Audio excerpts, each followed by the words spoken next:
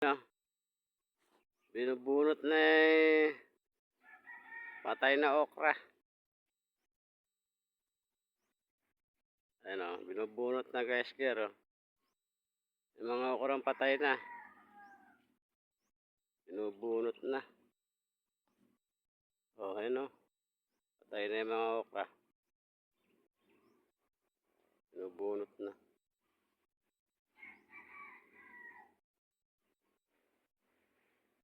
Ganyan kahirap ang nag-ano ng okra.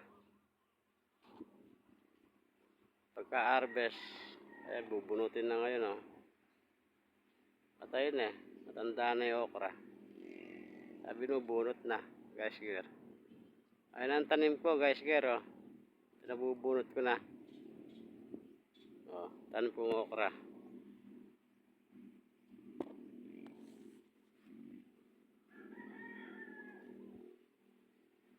May mga mangga pa, yun. Ang daming mga bunga ng mga mangga. Guys, girl.